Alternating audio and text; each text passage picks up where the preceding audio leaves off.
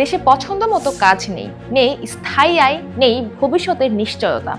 আর এই অনিশ্চয়তা থেকে হতাশার পথে যাচ্ছে বাংলাদেশের তরুণ প্রজন্ম। চাকরি না পেয়ে তারা একের পর এক বিদেশে পাড়ি জমাচ্ছে। স্বল্প শিক্ষিত তরুণদের জন্য গন্তব্য মূলত মধ্যপ্রাচ্যের দেশগুলো, কিন্তু আরো ভালো জীবনের আশায় অনেকে বেছে নিচ্ছেন ভয়ঙ্কর পথ।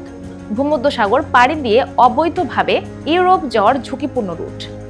Bangladesh association of international recruitment agency বা বাইরার সাবেক সাধারণ সম্পাদক ডক্টর আইনুল ইসলাম বলেন, তরুণরা কোনো কিছু না বুঝেই বিদেশে পাড়ি জমাচ্ছে। এটি ভবিষ্যতের মানব সম্পদ উন্নয়নের জন্য একটি বড় হুমকি। তার মতে মূল সংকট দেশে পর্যাপ্ত কর্মসংস্থান নেই। আবার বাইরার সাবেক মহাসচিব আলী হায়দার চৌধুরী যোগ করেন, প্রক্রিয়া কঠিন হওয়ার কারণে বিভিন্ন দেশের শ্রমবাজার বন্ধ থাকায় অবৈধ পথে যাওয়ার প্রবণতা বেড়ে গিয়েছে। সরকারি পরিসংখ্যান বলছে প্রতি বছর 28 থেকে 30 লাখ তরুণ তরুণী নতুন করে শ্রমবাজারে যুক্ত হয়। কর্মসংস্থান হয় মাত্র 12 থেকে 13 লাখের। এর মধ্যে প্রায় 85% মানুষ কাজ পায় অনানুষ্ঠানিকভাবে ও কম মজুরি খাতে। আরও প্রতি বছর প্রায় 10 থেকে 11 লাখ মানুষ বিদেশে যায়। চলতি বছর বৈধভাবে বিদেশে গেছেন 9,95,853 জন। সবচেয়ে বেশি গেছেন সৌদি আরবে। কিন্তু বিপজ্জনক পথেও আগ্রহ কম নয়। ইউরোপীয় সংস্থা ফ্রন্টেক্স বলছে 2009 থেকে 2024 সালের মে পর্যন্ত 1,06,598 জন বাংলাদেশি ভূমধ্যসাগর পাড়ি দিয়েছে। এদের বেশিরভাগের বয়স 31 থেকে 35 বছর। এক একজনের খরচ 30 থেকে 40 লাখ টাকা। 2024 সালের সেপ্টেম্বর পর্যন্ত ভূমধ্যসাগরে প্রাণ হারিয়েছে 1,299 জন। এবার আসি মূল সমস্যায়।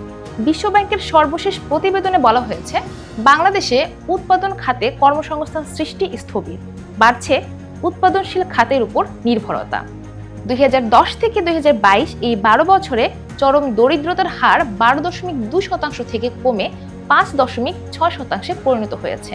কিন্তু এই উন্নতির মাঝেও প্রায় 6,20,00,000 মানুষ আবার দারিদ্র্যের ফিরে যাওয়ার ঝুঁকিতে। বিশ্বব্যাংক বলছে 2016 সালের পর থেকে প্রবৃদ্ধি কম, ধনী শ্রেণী বৃদ্ধি পাচ্ছে, ফলে বাড়ছে বৈষম্য। তাই বিশ্বব্যাংক পরামর্শ মতে বাংলাদেশ যদি উৎপাদনশীল খাতে কর্মসংস্থান বাড়ায়, গরিব ও ঝুঁকিতে থাকা মানুষদের জন্য শোভন কাজ তৈরি করে, আধুনিক শিল্পে বিনিয়োগ বাড়ায়, লক্ষ্যভিত্তিক সামাজিক সুরক্ষা নিশ্চিত করে, তাহলে কমবে দারিদ্র্য আর বৈষম্য। অন্যদিকে তরুণরাও মরিয়া হয়ে অবৈধ পথে বিদেশে যেতে বাধ্য হবে না। তরুণরা দেশ ছেড়ে যাচ্ছে, এটাই সমস্যা নয়।